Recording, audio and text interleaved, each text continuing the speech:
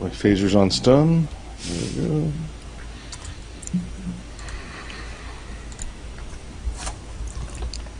Hey everyone, welcome to another edition of the Weekly Bullet. My name is Paul Lathrop. I'm the Deputy Director of New Media for the Second Amendment Foundation. Joining me today from my right is Mike Piwowarski. He is the Rundown and Arms Room Radio. Down below me is Rob Morse. He is Self-Defense Gun Stories and the Slow Facts blog. And down on the right is Brooke Cheney. She is a Great Start Shooting School. And what I want to get started with today, and let me actually come over here and make sure, because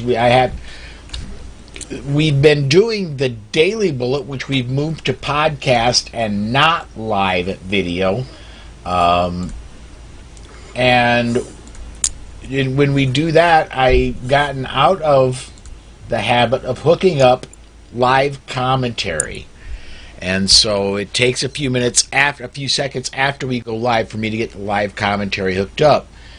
Having said that, everything is hooked up and running. If you want to join in the conversation, comment on either the Facebook or the YouTube videos, and we will get your comments on the air. You can be part of the conversation as well. Did you introduce the handsome Mike Piwowarski who's with us? Did you skip that and I geezed? No, you missed it. He did it. He waved when he did it and everything. Shame on me. Telling you, man, you got to pay attention. Things move quickly here. Thank you. Where? In the pre-air conversation was how big your brain was getting because you're bald. So Brooke, let's get started. One of the things you're involved with that the SAF is also very much involved with is suicide prevention. And from time to time, you'll do live broadcasts about that. Tell us a little bit about your broadcasts and what you do. All right. So my broadcasts are weekly. I have gotten fancier like you guys, where I'm on YouTube and on Facebook now at the same time. They're little tiny short things just saying, here's 15 minutes. We're going to talk about suicide prevention and mental health awareness, because 2 out of every 3 gun deaths you hear about in the media are suicide. So you remember when you were a kid in math class and everybody said, what use is math ever going to be to me? My answer is always, it helps me solve problems. Because if 2 out of every 3 gun deaths is a suicide, I want to attack the larger problem of mental health in America. So I do my little 15-minute blogs and just try to raise awareness and talk about all the different crazy amounts of resources that are actually out there and how active the gun community actually is in suicide awareness and prevention movements. All right. Paul, do you have any questions? Did that answer your question? Go, Rob. If you've got something, go, man. I brought you on for a reason. Well, okay.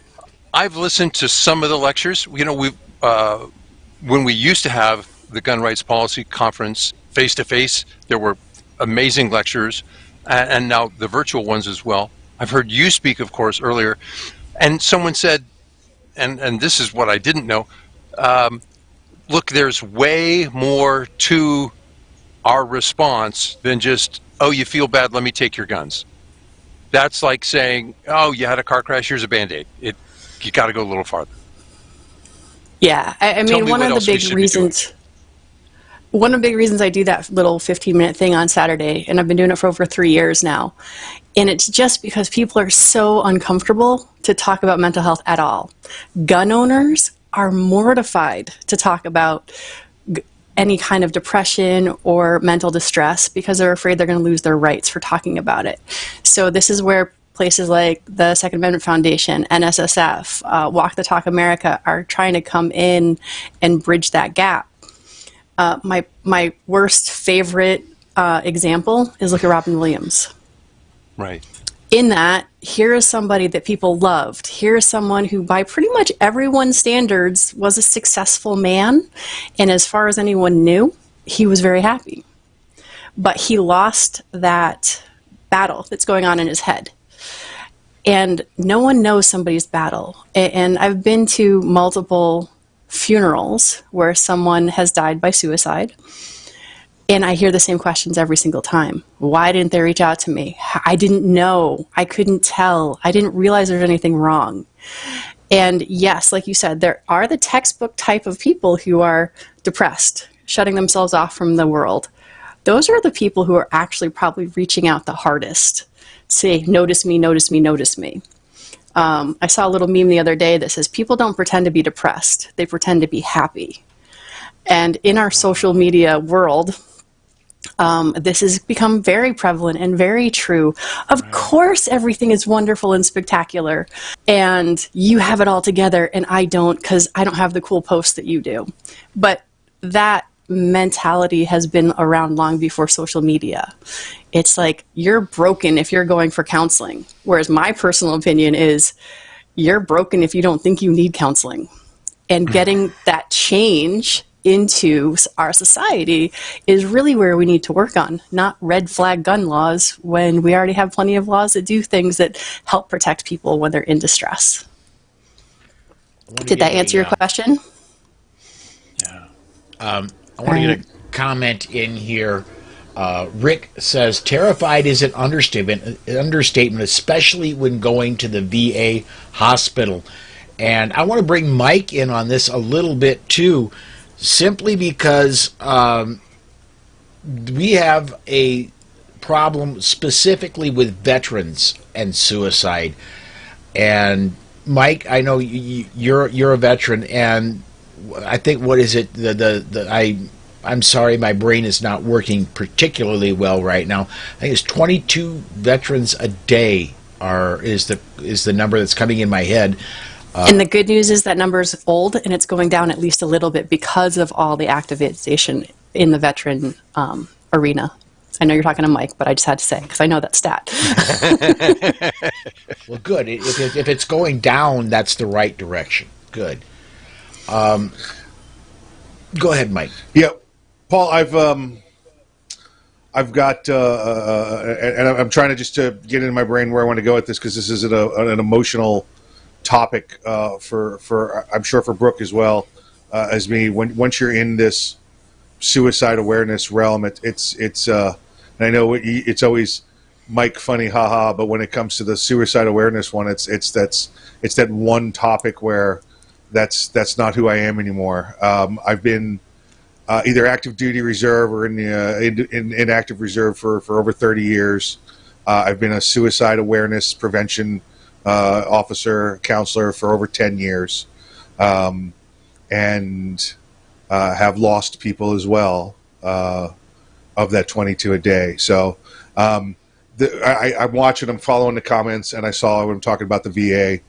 Here's what I'll tell you. Listen, if you think it's tough in the gun world and the civilian world, try to believe the government when they tell you, hey, listen, we want you to kill people for us, but if you feel like you might hurt yourself, we want you to tell us about it. And then believe that they're going to take care of you, and that they're not going to ruin your career, and then you're going to be flagged forever, and you're not going to be ostracized in your career that you're in. It's worse than it is in the police field. In the police field, they call it the rubber gun squad. When you say you've had mental health problems, and those guys, they work back in, they get them back in. The military, they can say all they want to, but it sticks with them for life and for career. The VA is a start. I'll tell you, the best place to turn outside, if you're in the military, if you're active duty or reserve, is to turn outside there. Because once you turn inside, HIPAA doesn't apply. You know, you don't have that HIPAA right in the military. You do to a small extent, but not when it comes to this. They're going to find a way to spread the word about you. The VA, we know it's attached to the military, but it's separate. And getting anything out of the VA still takes a year to get an appointment for, it hurts when I do this, So the best place I've found is to go to the veterans organizations, whatever they are, whether it's as large as the VFW, and I'm an officer in the VFW as well. There you don't have to go to the bar, you don't have to go to the canteen, you don't have to drink. The guys there call it liquid therapy, but you can find people going through the same issues without the stigma of command learning about it and reporting you. You'll have guys that have been through it before. They may not be professional counselors or anything like that, but it's people you can find then and now. I'd stay away from I'd stay away from too much beyond looking for, what am I trying to say? Don't find veteran organizations. That's what I'm saying. Don't look for non-veteran organizations. It's a very unique aspect. If it's all that's available, go. I'm not telling you not to go. I'm saying look for one veterans organizations. If you can't find them, go to non-veterans organizations. It's that simple. But you have to reach out, and you have to be able to talk, and you have to open up. And it's not easy. And it's painful, and it's going to bring up emotions, and it's going to hurt. And it's the only way you and your family will survive is if you open up about it. I know we're talking about a very serious subject, but Mike, you've been in the military and that for 30 years. I find that very hard to believe, because didn't you just go through your 39th birthday a couple days ago? I did. I recently celebrated my 39th birthday, but more recently, Paul, I celebrated my 49th. So. So, Mike, I have a question for you, because I hear the same sort of stuff from veterans. Only talk to a veteran, talk to a veteran, because they're the only ones who are going to understand. No, not only, but turn to them first is what I would say. Yeah. Yeah. And for a resource for that, honestly, I would look up Mike Rowe, Returning the Favor. Yes. Because he actually did a bunch of different ones. And I know that, like, I'm here in Connecticut, and right next door in New York, I know they did a show on a veteran who was helping veterans by giving them jobs and helping them build cars so they could get to work, stuff like that. So there is a ton of stuff that is not part of the VA that's available. It's just hard for anyone to find any of it. Right. And yeah, listen, the VA is a great organization, and we started to get back to normal under the last president. This president doesn't care about it again, doesn't care about his veterans at all. We know that. Doesn't care about his active duty. We've seen that with the pay increases being squashed and everything again. But and I'm not trying to say not to talk to veterans. Listen, it's the first thing to do is to turn to these organizations. There's a couple in my brain that I can think of locally down here in Florida that have nothing to do with veterans. It's Hometown Heroes. It's the Camaraderie Foundation. It's people that are from that lifestyle, from that walk, whether they are the veterans, whether they're the families of the veterans. They've just been exposed before to the walls that you'll hit as a veteran trying to find help, and can help you get through it. So I would say reach out to them first, but if you can't, reach out to your local Catholic church. It doesn't matter to me. Find somebody to go sit and talk with to get the ball rolling. Let me get a comment in here quick. Kevin says people that are actually depressed wear masks just like the best actors, wearing masks to get the questioner happy enough to leave you alone. Have to watch them behind closed doors, listening for rage outbreaks. They are great at hiding. Which is very true. And the other challenge with that is simply the fact that suicide is no different than any other addiction. In that, unless the person that is suicidal wants help, you can't do anything to help them. You can let them know there's resources out there for them. You can check in with them, because honestly, a single phone call these days makes a huge difference. You don't know if you just realized, ooh, Brooke cared about me because she called me today. I've had some of those phone calls where people just call me randomly, and it makes me feel better. I was suicidal as a teen, which is the other reason why I can talk to this subject, is because I know how it was for me. I was the goalie for our soccer team. I was going for the Olympics. I was a straight A student, all of these things. And so I would have been, had I gone through with it, that surprise story. No one knew of what's the battle that's going on. And as far as military especially, my nephew's in the military. And it's brutal. I mean, he spent many tours across in the sand, and the nightmares he had when he came home and all sorts of other stuff that goes on is like, the military, God bless them, but they don't do an awesome job of reintegrating people into, okay, let's go kill a bunch of people, then, oh, come here and sit behind a desk and get a job. And it's just like, I also work in homelessness and keeping people out of jail once they get out of jail, because that's also another horrible cycle where people get stuck in depression, drugs, etc., which goes back to the mental health portion, which then leads to suicide. So it's all together. But just like gun laws, people want to pick a little tiny piece and say, well, if we fix this one thing, we fix everything. I'm like, no, Poof, it's our whole world that needs to have a little bit of tweaking here and there. So we've all listened to Colonel Dave Grossman, and I appreciate one thing he said. Now, he also said something, and I'd like to hear your comments. He goes, we talk about post-traumatic stress. He goes, there's also something, and we shouldn't forget about it, called post-traumatic strength. You saw something that was way out of the unusual. Most of us haven't had that experience.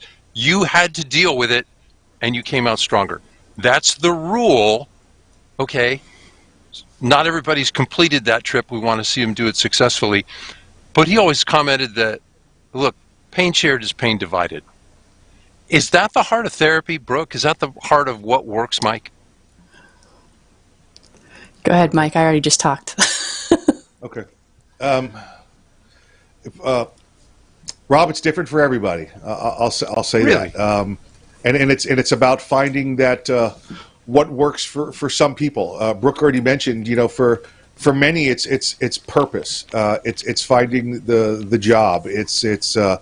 It's doing something that they can take pride in again. It's doing something that they can do. Listen, sitting behind a desk job after, and not that people can't do it, but sitting behind a desk job after you've 15 months humped a 100-pound ruck in the desert trying to stay alive for over a year is not going to satisfy anyone. Now, a lot of them go into the public service, military. We know that, police, fire, even public works. Just because it's outside, it's moving, it's purpose, it's short-term goals, short-term rewards, long-term goals, long-term rewards. All together, it's not a pile of papers on my desk and I'm never going to get to the end of it. You'll never see, I think, somebody that's got the PTS that works in IT and work there successfully, because that job never ends, right? There's always tickets to work. There is no short-term, long-term success and reward there. And it's about, so what I'm saying is it's about getting back and getting them, getting that satisfaction in self, and that they can perform a task and do a task. Now, it's not that they can't. I mean, you're not walking around in a daze, but I've been places before, and people ask what I'm thinking, and I realize it's not because I'm thinking anything profound.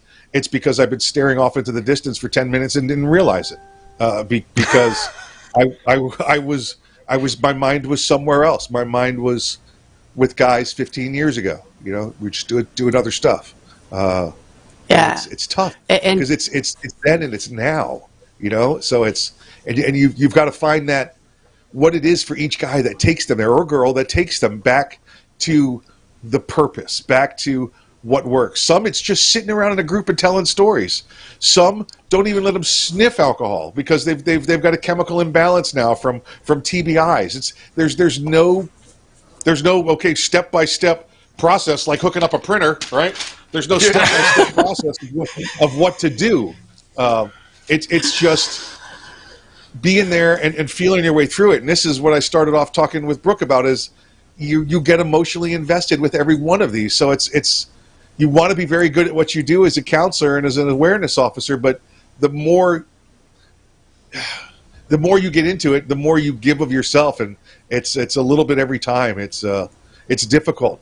It's difficult a lot to do, and I don't do it a lot. I do it with some extreme cases. I don't do it nearly as much as Brooke does. I can't imagine what it's like to give that much of yourself.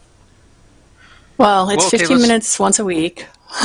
But to go on that really quickly, what Mike said about getting the job done, when I've talked to other veterans about this, because they've told me their stories, and the reason that 2 out of 3 number of suicides that are gun deaths, a majority, the 21 to 22 a day, which like I said, it is going down.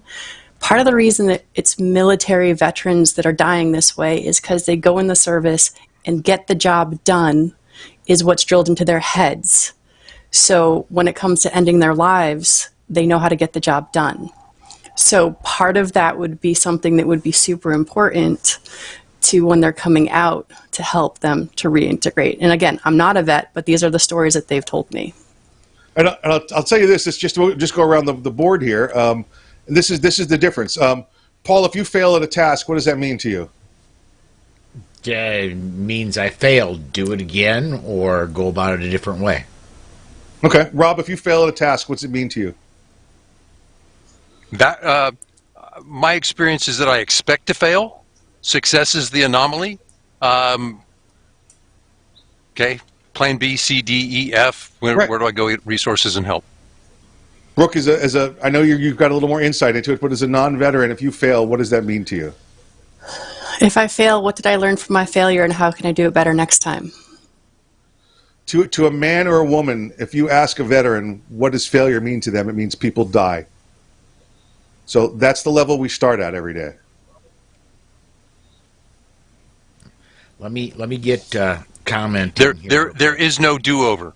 That's what you're telling me. No do-over. People die. The stakes are so high. We could practice and we could train, but failure means death. It means people are going to die. Okay, Mike. In that sense, what? Correct me here. What I just heard is we were given an impossible job. Yeah. We're not getting out of here error-free. We can have best plans in the world, and things are going to turn to poop. And okay, we recovered as best we could, which is actually the mark of professionals, right? Right. But you're saying these guys carry that. Yeah, but we lost a guy, and therefore we're a failure. And they're going to carry. Well, it's not even that it did happen. It's that it's now we've been conditioned for the rest of our lives that I cannot fail. Failure is not acceptable. So imagine that IT guy sitting there and he doesn't get through all those tickets in that day. That just doesn't mean, oh, I got more in the morning. To him, it's I've failed. I've failed. And his first thought is, lives are on the line. I've failed. So you could get reacclimated. Plenty of people do it. We all do it. We all strive towards it. But when we all wear the happy face and say, oh, I'll just pick it up in the morning, our first thought was people die when I fail. Let me get Paul, some comments. Paul, what's your comment? Pete over at Gun Website says, in my opinion, a great benefit of consistent crisis awareness like Brooke has done is folks become aware of existing options before they were in a position where they might feel like there are no more options. Hi, Pete. Let's see here. And we've got, and you guys have we've got so, I'll never get caught up. We've had so many comments come in since. People died, Paul. Holy crap. I can't even read them all. I've got 2 pages of comments that have come in since we've gotten into that. So, and as you're looking for your next comment, just to go back to what Paul said, is everybody asks the same question that Paul asks, which is, how do we fix this? How do we make it better? And one of my mottos, whether it's in my gun school or anywhere else, is one size never fits all. When I was 19, checking myself into the ER, saying, yes, I have a plan on how to kill myself, and no one will ever know because it looks like an accident.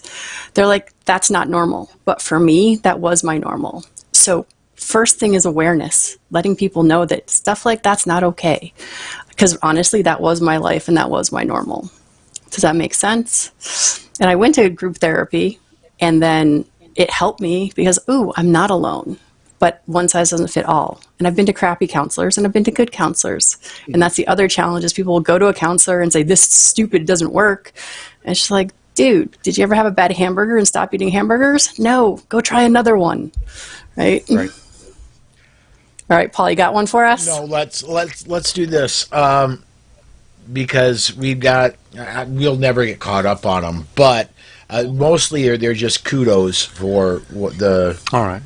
But let's do, because we're almost 30 minutes into the show, and I wanted to do 15 to 20, so we've gone a little over on the topic, but I don't have any regrets because I think it's an important topic to cover. So I'll be back on at 9 o'clock tonight, just not here on Facebook. So there you go. Let's talk a little bit about week in review, and we can always come back if the comments demand it, or if we run out of time. But we've got good news this week. We got 3 or 4 states that are advancing constitutional carry. When I was just doing my pre-show, off top of my head, Alabama, Ohio, Indiana and and there's one more that's not coming to my head. But there are 3 or 4 states Georgia? that are Georgia. There we go. Are working on constitutional carry. There are right now 21 states that are constitutional carry, meaning you do not have to have a permit to concealed carry in your state. In Nebraska, that's the new one. Oh, okay. Oh, right. There we go. So so there's 5 instead of 4 that are working on it. And one thing I wanted to bring up today, when I did the Daily Bullet yesterday with Alex Uli, at the end I just kind of spur of the moment said, Alex, we've got a Supreme Court decision that's going to come down in May or June in the New York State Rifle and Pistol Association versus Bruin. Is there any chance we may just jump from going from may issue to shall issue all the way to constitutional carry? Alex said, well, theoretically there's a chance, but it's not a very big one. So Right. the Supreme Court can do whatever they want to do, but the chance of getting constitutional carry out of it is not realistic. Right. To amplify that point, it's likely that they will say, as they've said before, you can have a permit process. They're not going to say that the permit process itself is unconstitutional. That's if they did, yes, that would drive them to constitutional carry. Okay, so Alabama, Indiana, Ohio, Georgia, Nebraska. I want to throw in a bone to Pennsylvania. Their legislature passed constitutional carry through both houses, and then their Democrat, but I respect the Second Amendment, but governor vetoed it. Good. Now we've put a line in the sand. By the way, that happened where I live down here in Louisiana. So when everybody goes, yes, I'm for gun rights, but, and you go, yeah, I heard that before. In fact, that sounds vaguely familiar to the last guy who lied to me. Yeah, the There's Second always a big Amendment, but but after the right? but. Yeah, the Second Amendment. Don't be a Second Amendment, but that's Right. And Nebraska was a little bit of a surprise to me. I mean, It will be a surprise to me if it happens. right. Well, Sandhill Schooner, take care of this, would you please? right. You've got till next week, please. Anyway, did we want to press on? Because everything isn't roses. No, let's. I want to specifically talk about Indiana because Indiana had it in the bag last year. Indiana, it was all set to go. Governor said they'd sign it, and it passed the House. It got to the Senate, and if everybody who sponsored it and co-sponsored it in the Senate would have voted for it, bingo. And then all of a sudden, somebody who co-sponsored it, didn't. And so, do you know if they pushed that to a floor vote? No, they never did. Okay. It never got out of committee in the Senate. So, I'm hopeful this year. Remember, wasn't it the Senate chairman in Florida who took a bunch of Bloomberg money? And while that was happening, there was no chance you were going to see it in Florida. And this year I'm reading, oh no, the leadership in the Senate, yeah, we could do this. And I'm going, what? Bloomberg, his check didn't clear? How is this working? Well, I mean, the challenge too is just... The legislative cycle in Florida hasn't started yet, so the checks maybe they haven't cleared yet. Last two cycles, Rob, with our Senate chair down here in Florida, they both had second jobs lined up and ready to go, and they needed to stay good in the ways of the Democrats, and which is the reason that it never was taken to the floor for a vote at all. So it looks like that impediment is gone this time, although. Just like you said, between now and when the cycle starts here in the next 2-3 weeks, there might be checks written. We'll find out. I mean, the other thing is that, I've been in politics for 10 plus years. I'm actually an elected official here in town. And the challenge that we have is actually helping people understand the optics of stuff. Like, unfortunately, so many people think that a gun is violence. And as long as they think that, every politician wants to stay away from causing more violence, which is what the Indiana thing was talking about, was our state has a gun violence problem. And yes, they have a violence problem. They don't have a gun violence problem. And as those of us here in this room at least know, gun owners tend to be the most law-abiding citizens because we love our rights and we like to keep it that way. And so for politicians, they need to be fed more information about violence is important to address. And we need to go back to solving the problem of violence in general, because as a woman, I would be all for the CDC looking into sexual violence prevention. Oh, but wait, you know what? They already have. And guess what else? They actually have ways to help prevent it, and they have programs. So for me, from a political side of things, I'm always trying to bring the solutions to our politicians and say, here's a really cool thing to support, versus saying, don't say no to guns, but here's a way to solve violence. Here is something that actually has been proven to make a difference in people's lives. Because we all know here how useless the gun laws tend to be, because, being from Connecticut, Adam Lanza broke a ton of laws before he slaughtered all those children. So the laws never stopped him from doing anything. So that's what I think. Well, Brooke, you bring up a great point. And some people on our side do forget the virtue of firearms. I don't mean that they're fun to shoot. I mean that they save lives. A lot. Over 1 million a year.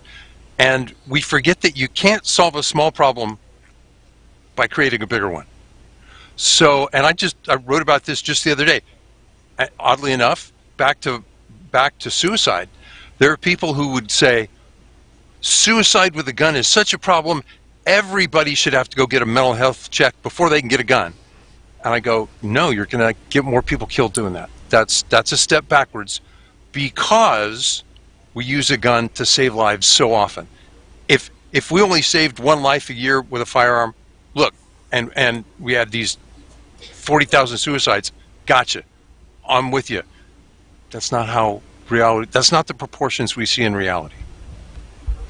Right. And if guns were actually the problem, forget about it. Because the numbers, again, back to the original thing I said about why is math class important, is because it lets you understand which numbers are bigger and which numbers are littler. Like one of the things Paul had put in the notes, which I didn't realize I was writing all over your guys' notes, is that they're talking about ghost guns.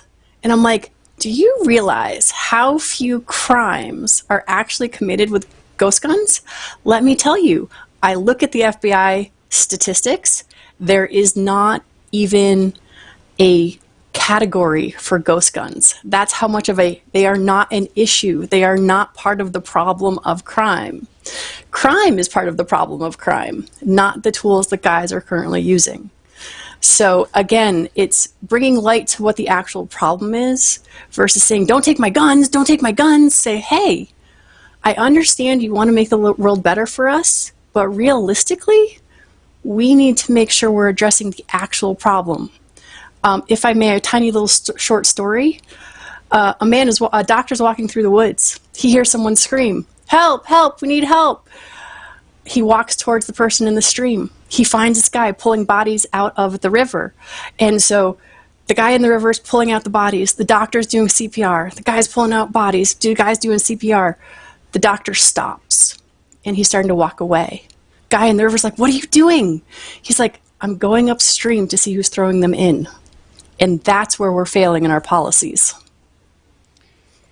It's let's go ahead and go off on that, Ghost, because one of the stories I do have in here for the week in review is that there is there's a bill in Colorado to ban ghost guns, and there's apparently there's a local Denver ordinance that there's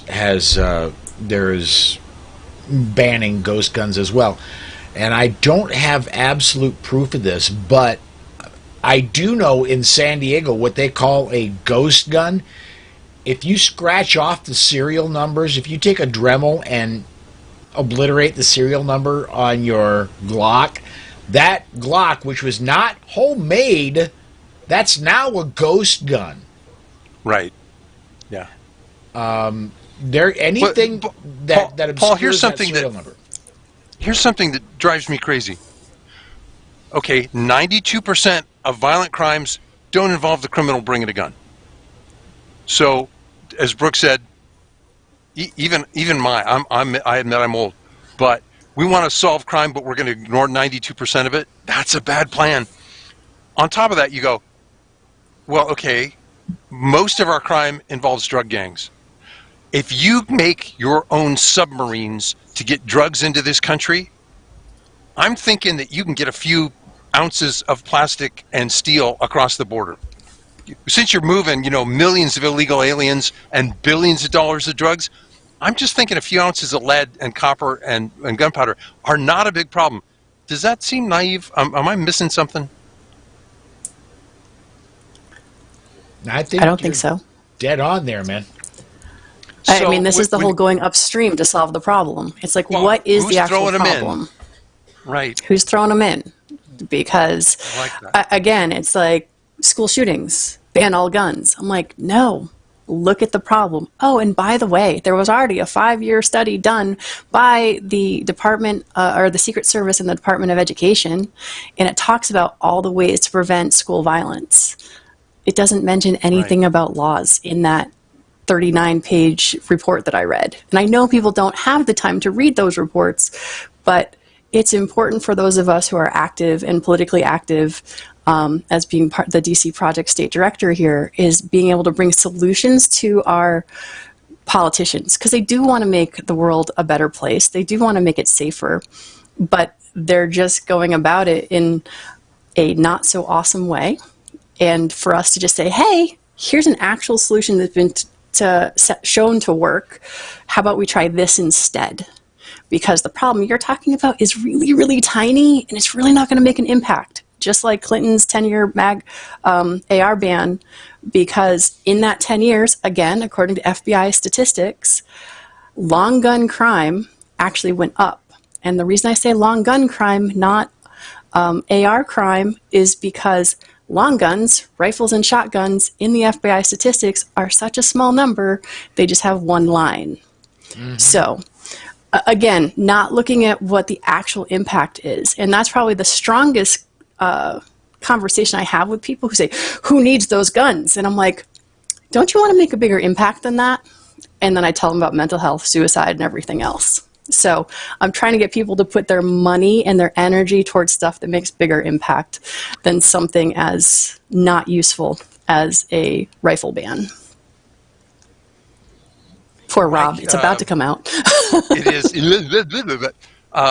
See, when Mike and I meet at these conferences and he goes, how you doing, Rob? He's a professional. It's called a behavioral threat assessment. He's trying to make sure I'm on my meds, I'm taken care of. And that's what the FBI said. They're very particular questions. They're very particular things. It's more than just, does this student look like a previous mass murderer? No, they're very clear things they're looking for. Again, it's called a behavioral threat assessment. Oddly enough, some educators are resistant to it. They go, well, that's stigmatizing. And you go, you know what? Yeah, threatening to kill all your peers. Yeah, that there is sort of a stigma attached to that. And in some sense, the fact that law enforcement needs to get involved has been a barrier. We haven't talked about that. One of the issues in keeping our kids safe is, yeah, if this kid looks like he's going to go do something violent, please, can we get law enforcement involved? Brooke, can you speak for Connecticut? Mike, can you speak for Florida?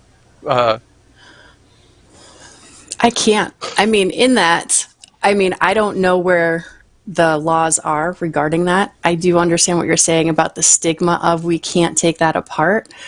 When I read the final report of the Safe School Initiative, which was the United States Secret Service and Department of Ed, they talked about the most important thing in violence prevention is having that full circle of communication in the school, the police department, the families, and the community. And one of the biggest challenges we have now, this report was finished in July of 2004, so it's older, but the tenets still stand as far as that.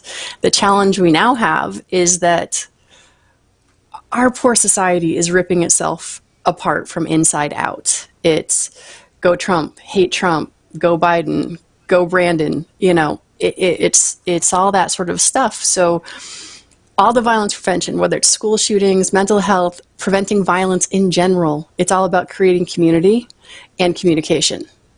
And we are lacking that sorely in America right now. Mike, what's your opinion? There's two sides when it comes to in it with law enforcement. You got to look at it from both ways. You've got law enforcement politicians, who is your Sheriff Scott Israel in Broward County, who, because of his lack of enforcement of the law, because of his want and desire for more grant money from the Obama administration, turned his back over 25 times and allowed that school shooter to enter Marjorie Stoneman Douglas High School and kill 17 people. Law enforcement there didn't do anything because their leadership didn't allow them to do it. You have the FBI that did the same there. They did the same for the Pulse shooting.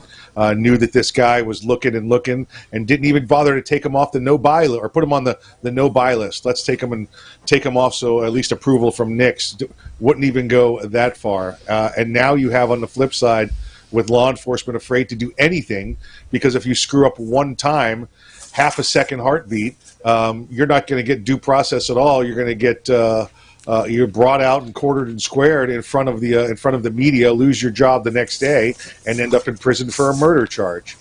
So they're afraid to do anything. Law enforcement is back to reactive. There's no more proactive in law enforcement. It's completely reactive. We're just going to answer calls, and we're barely going to do that. You think we're going to take the initiative to go out now and start solving gun crimes and gun suicides and taking guns and away from people? We're going to defer to, I'm not violating somebody's civil rights, because that's all I hear about qualified immunity, and I violated somebody's civil rights. I'm no longer protected, and I'm going to jail.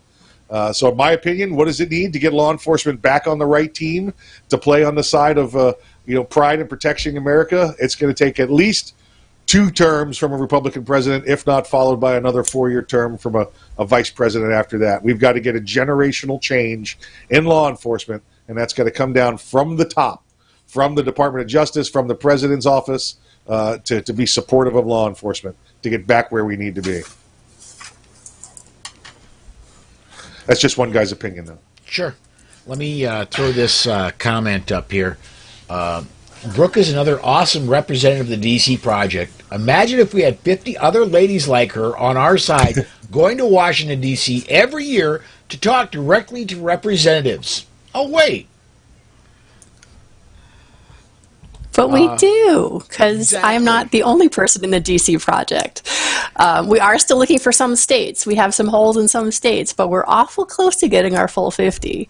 But if you happen to be a girl out there, go to dcproject.info and look at, just scroll down on the about information, and it shows you all of the states that are taken. And if you're one of the states that doesn't have a picture, let us know.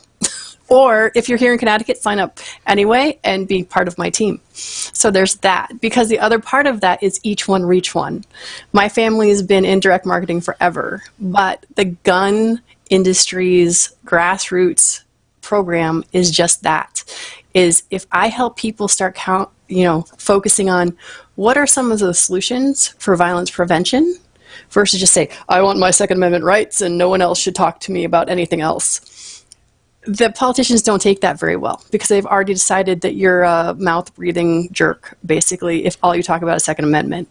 Mm-hmm. However, if you go, hey, out in New York City, guess what? There's this really amazing foundation called the Doe Fund, and they take homeless and people who've just gotten out of jail. They give them skills and ability to overcome their addictions and find jobs and find worthwhile work. Back to what Mike was saying before, is that people want to feel like they're accomplishing something. So getting out of jail is similar to getting out of the military, where you have this specific lifestyle, and like the Doe Fund actually helps put fathers back in homes, give kids dads again, help people have the purpose that they need to actually be able to accomplish something. So instead of saying, give me my guns back, it was like, hey, here's how we fix that. So I'm not the only one who's touting this idea, but the more people that join us, the more people that spread the word of how to actually affect violence prevention, the stronger we will get, and the better and smarter our gun community is going to get together, not just the ladies on the DC project. New York Outcast says, if we have more crime and more people with mental illness, then it's only logical for people to have more ways to defend yourself with less restrictions, in my opinion. That makes sense to me. Yeah, if you have good people have guns. Yes, Rob, Brooke, sorry. There's no. There's something that I've heard, and you're an expert on this. A lot of you know what's interesting? I'll write an article. It's sort of an addiction. Hi, I'm Rob. I'm a writer. And I look at the comments and I go, "That's a fascinating comment. It doesn't have anything to do with what I wrote." And the comment is, "Brooke, you're looking for solutions. Are our politicians actually looking for solutions, or are they looking for talking points?" And in some sense, I'm going, who are we talking to? Are we talking actually to the politicians or to the undecided middle who actually still is looking for solutions? Who's your audience, Brooke? Who's your audience, Mike? My audience is everyone who's never been politically active to become aware. I do actually also know all of my politicians, which is a switch for me because the short version of my story is until I got involved in guns, I had no idea that a 10-round mag ban was a gun ban. In 2006, if someone told me, oh, we're going to ban, we're going to make this magazine smaller, my actual belief was politicians are doing the best they can. They have the best resources and they know what's best for me. And that's where my mindset was. And then I got into competition and I realized, oh, wait a second, this 10-round mag ban, that is a gun ban. That's not okay. So when I'm talking to people, I'm trying to get them to pick the red pill or the blue pill and decide where they need to go. Because we all want to stop violence and we all want to see a better world, but we don't know which way to go. Because if we're uneducated, we can't make decisions. Because honestly, even as I was going up fighting against 10-round mag bans, Second Amendment still didn't mean garbage to me. I'm just like, I don't understand it. It took me years to understand why the Second Amendment was important. And yet people who've lived by it for so long, that's all they know. And I'm like, okay, I'm trying to reach some of those people too that are like, yes, it's important, but if you're talking to someone who doesn't give a crap about the Second Amendment, they turn you off instantly. And I guess I'm really trying to talk to the people who want to talk to our politicians, because I've had politicians talk to me saying, the dude in camo that comes to the thing and just stares me down like I'm a bad person. I don't appreciate that. But Brooke, I appreciate you. So Mike, who else are we talking to? When it comes to the bread and butter, the Second Amendment rights, I talk to the public servants. I find that that's where we come from on our show, and that's who we just are brothers and sisters. So it's easy there. The second target, and it's the one that I do most of the speaking to, and that's where I know all of you from, is the conservative gun owners. That's where I go. That's where I start. Because you could be a conservative, you could be a gun owner. It doesn't mean that you're out there championing the Second Amendment. You just listen. I'm a gun owner. I'm a conservative, and I'm here. And I say conservative gun owners because there are the liberal gun owners, and they're going to buy it and use it for their purpose. But if their president or their person comes and tells them to turn it in, they're going to turn it in because that's what they got told to do.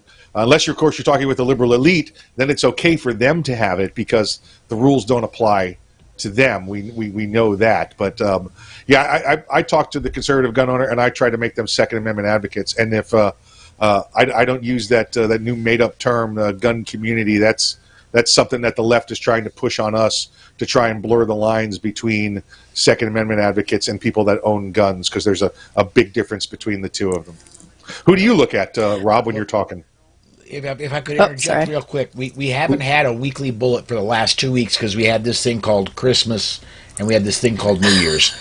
But in the intervening, since we've had a daily or a weekly bullet 3 weeks ago, we had a couple instances, and Mike, something you said brought this into my head.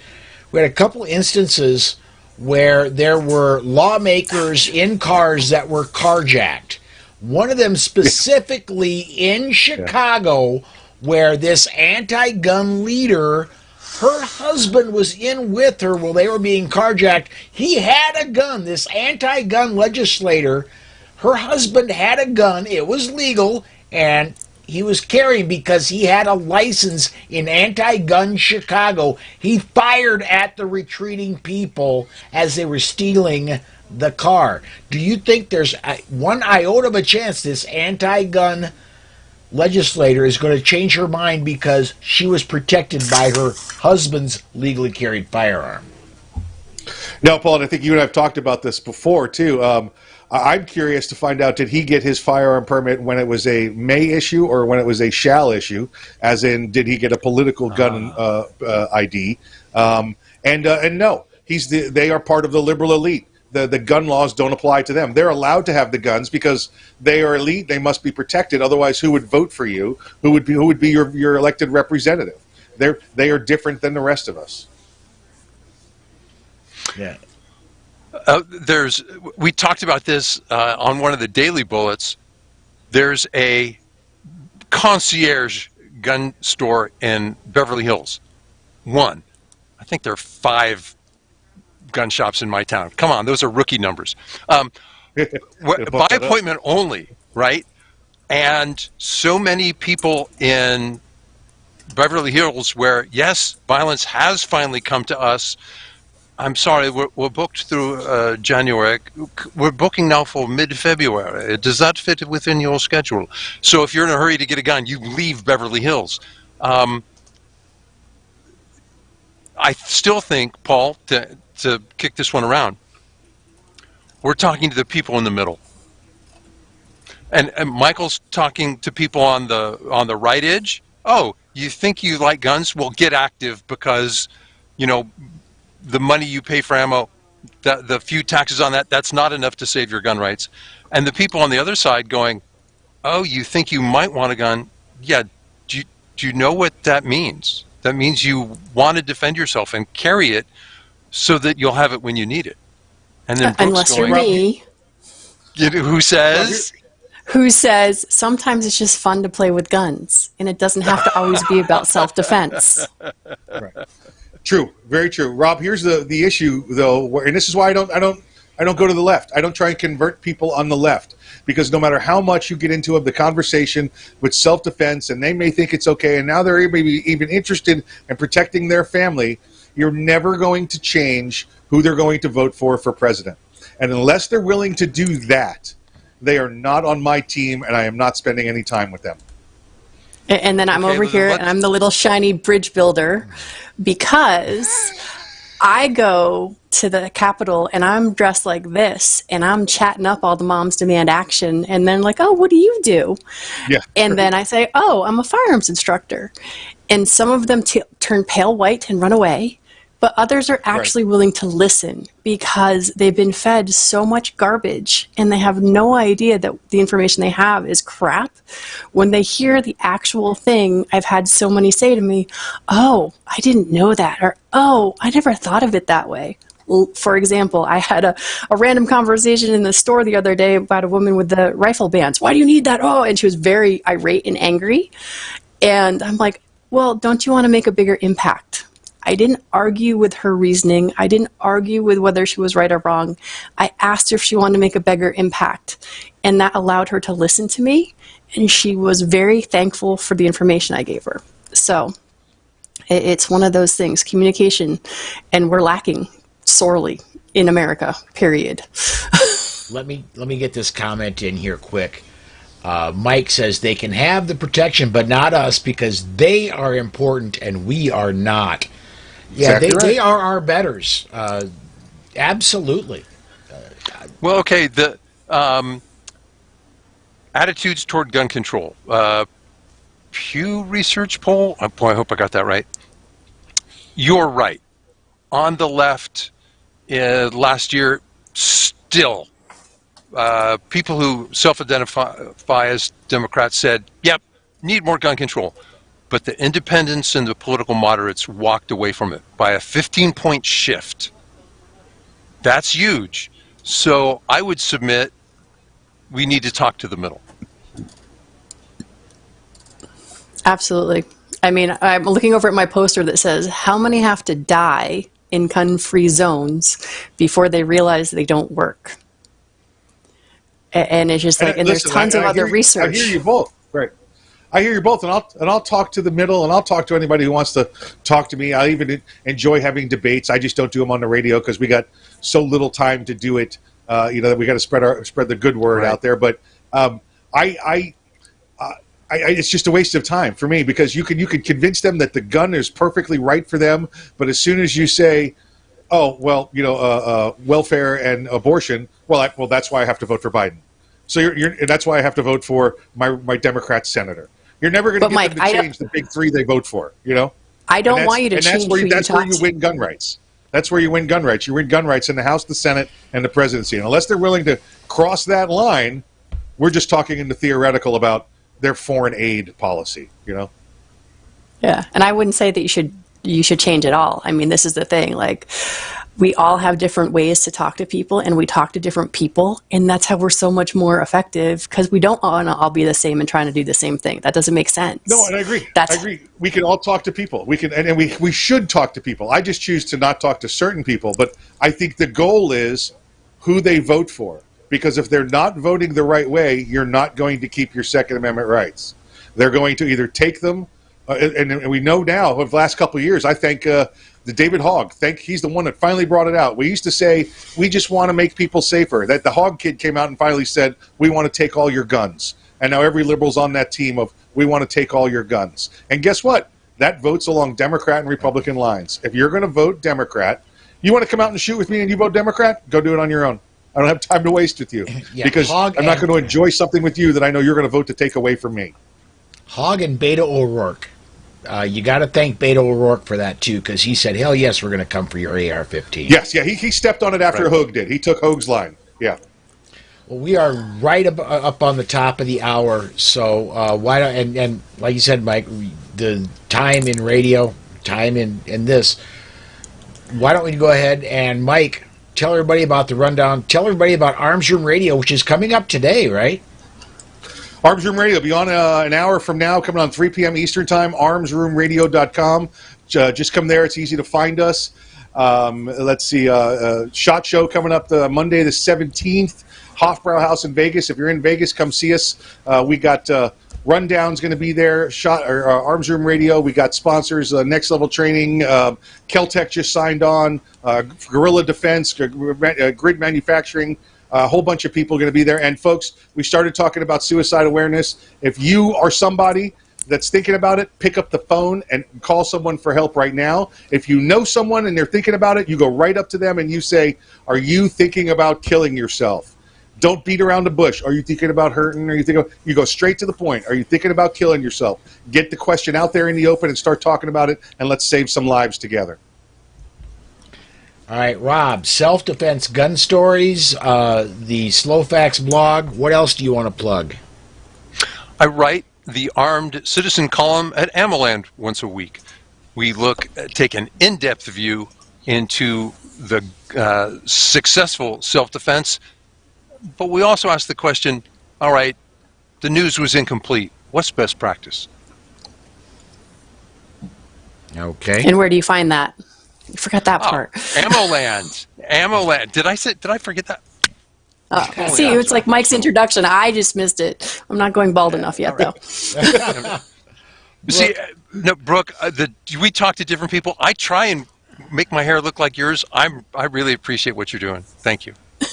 No problem. Brooke, we haven't brought this up at all in the hour we've been on the air. Tell us about a Great Start Shooting School, and tell us where people can find you later today. All right. So Great Start Shooting School is located here in Harwington, Connecticut. And you can just look up agsss.com because it's 3 S's, because a Great Start Shooting School, nobody wants to write that down.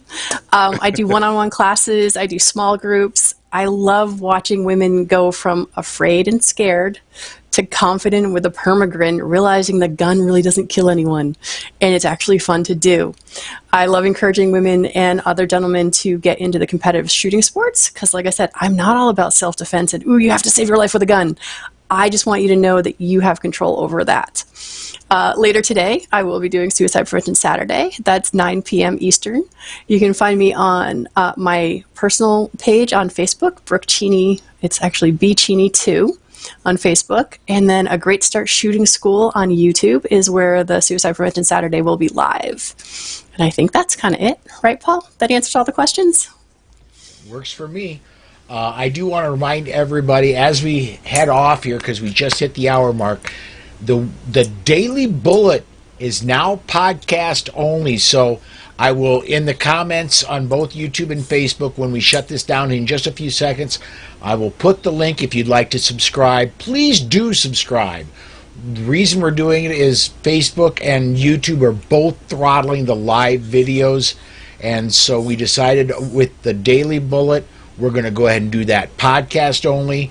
And I honestly believe we're going to outgrow in podcast version what Facebook and YouTube were allowing to happen. We're going to blow that straight out of the water. So please do go subscribe to the Daily Bullet. You'll get both the daily and the weekly bullet there. Everybody, thank you for commenting. We've got so many comments, I couldn't even get 10% of them on. I just picked and highlighted a few. Thank you for watching. For the people who are catching this on podcast, thank you for downloading. Please subscribe and please share with a friend. Everybody, thanks for watching. I'm going to go ahead and shut it down from here.